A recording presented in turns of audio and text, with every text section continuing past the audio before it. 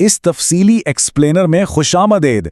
आज हम एक बिल्कुल नए सिरे से डिजिटल चैनल शुरू करने और इसे बुलंदियों तक ले जाने का मुकम्मल ब्लूप्रिंट खोलने वाले हैं। ये समझ लीजिए कि ये 8 अबवाब पर मुश्तमिल एक ऐसी मास्टर क्लास है जो किसी भी नए क्रिएटर के लिए गेम चेंजर साबित हो सकती है। तो चलिए शुरू करते हैं। जल्दी से इस रोड मैप के एजेंडे पर नजर डाल लेते हैं। नंबर 1, 2026 में क्रिएटर बनने का मौका। नंबर 2, एल्गोरिदम को समझना। नंबर 3, 3P नीश की हिकमत अमली। नंबर 4, प्रैक्टिस चैनल का तरीका। नंबर 5, वायरल वीडियो का फॉर्मूला। और आखिर में बात होगी यूट्यूब एनालिटिक्स में महारत की। तो शुरुआत करते हैं अपने पहले हिस्से से, 2026 में क्रिएटर बनने का मौका। सबसे पहले इस सबसे बड़ी ज़हनी रुकावट पर बात करना ज़रूरी है जिसका सामना हर नए आने वाले को होता है, यानी प्लेटफॉर्म पर जगह बनाने का डर। क्या वाकई अब बहुत देर हो चुकी है? एक बहुत ही आम लेकिन बेबुनियाद गलतफहमी ये है कि डिजिटल प्लेटफॉर्म्स अब पूरी तरह भर चुके हैं। लोगों को लगता है कि अब कोई नया मौका नहीं बचा और इसी वजह से बहुत से बासलाहियत लोग शुरुआत करने से पहले ही महज पछतावे का शिकार होकर हार मान लेते हैं। लेकिन डेटा इससे बिल्कुल अलग कहानी सुनाता है। जरा गौर-ओ-ख़ौज़ करें। आलमी सतह पर 2.5 अरब यानी 2.5 बिलियन माहाना फ़ाल सारिफीन मौजूद हैं और सिर्फ इंडिया की ही मिसाल ले लीजिए, वहाँ ये तादाद 50 करोड़ से ज़्यादा है। नाज़रीन का ये समंदर इतनी तेज़ी से फैल रहा है कि हकीकत में मौके पहले से कहीं ज़्यादा हैं। और वैसे भी कंटेंट बनाना सिर्फ पैसा कमाने तक महदूद नहीं है। इस पूरे अमल में सदाबहार यानी एवरग्रीन पैसिव इनकम तो बनती ही है, लेकिन इसके साथ साथ वीडियो एडिटिंग और थंबनेल डिज़ाइन जैसी हाई इनकम स्किल्स भी हासिल होती हैं। और जो कॉन्फिडेंस और कम्युनिकेशन बेहतर होती है वो अलग से एक उम्दा इनाम है। आगे बढ़ते हैं अगले हिस्से की तरफ, एल्गोरिथम को समझना। अब थोड़ा प्लेटफॉर्म की टेक्निकल साइड को देखते हैं कि आखिर बैकएंड पर काम कैसे होता है और कंटेंट लोगों तक पहुंचता कैसे है। असल में ये पूरा सिस्टम एक मैच मेकर की तरह काम करता है। ये रोजाना 80 अरब से ज्यादा डेटा पॉइंट्स को एनालाइज करता है ताकि ये देख सके कि किस देखने वाले को कौन सी वीडियो उसके मिजाज और पसंद के मुताबिक सबसे ज्यादा अच्छी लगेगी। यहाँ कामयाबी के 2 सबसे बड़े पैमाने हैं। पहला, क्लिक थ्रू रेट यानी कितने फीसद लोगों ने थंबनेल और टाइटल देखकर वीडियो पर क्लिक किया, और दूसरा, एवरेज व्यू ड्यूरेशन यानी लोग कितनी देर तक इस वीडियो पर टिके रहे।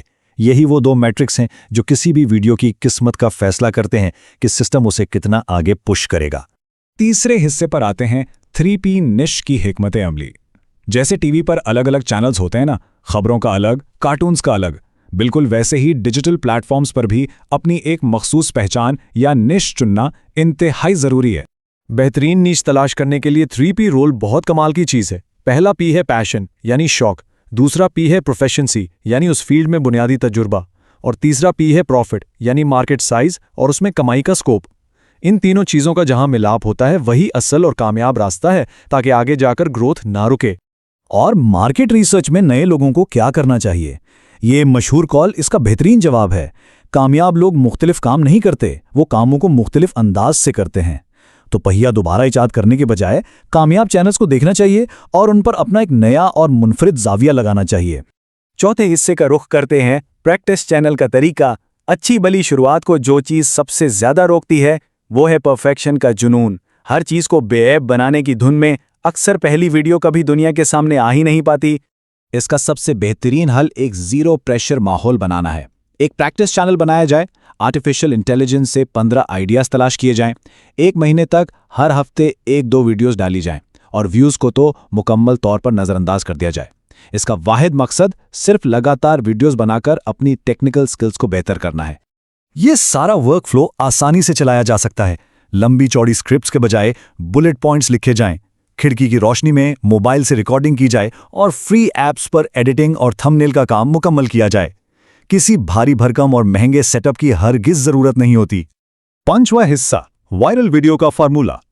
जब बुनियाद मजबूत हो जाए तब इस बात का तज्जिया किया जा सकता है कि व्यूअरशिप को तेज़ी से बढ़ाने के पीछे आखिर क्या मैथमेटिक्स काम कर रही है। वायरल होने की तमाम पेचीदगियों और गलतफहमियों को अगर एक सादा से फॉर्मूले में बदला जाए तो वो कुछ यूं होगा: एक ज़बरदस्त वायरल आइडिया, उसकी उम्दा वायरल पैकेजिंग और उसके साथ एक धमाकेदार वायरल इंट्रो। बस ये 3 चीज़ें हैं असल गेम। अब वायरल आइडिया तलाश करने के लिए आउटलायर मेथड जादू का काम करता है। इसका मतलब है छोटे चैनल्स पर ऐसी वीडियोस ढूंढना जिन पर व्यूज उनके आम दिनों से कहीं ज्यादा आए हों, इससे ये साबित होता है कि वो आइडिया अपने आप में इतना मजबूत है कि किसी मशहूर चेहरे के बगैर भी लोगों की तवज्जो खींची जा सकती है। फिर आती है वीडियो के आगाज की बात। पहले 30 सेकंड्स में लोगों को रोके रखने के लिए ये 3 स्टेप हुक इस्तेमाल किया जाता है। पहले मकसद बयान किया जाए, फिर डर या मसला उभारा जाए और आखिर में उसका हल पेश करने का वादा किया जाए। ये तजस्सुस पैदा करने की ऐसी टेक्निक है जो बिल्कुल मिस नहीं होती।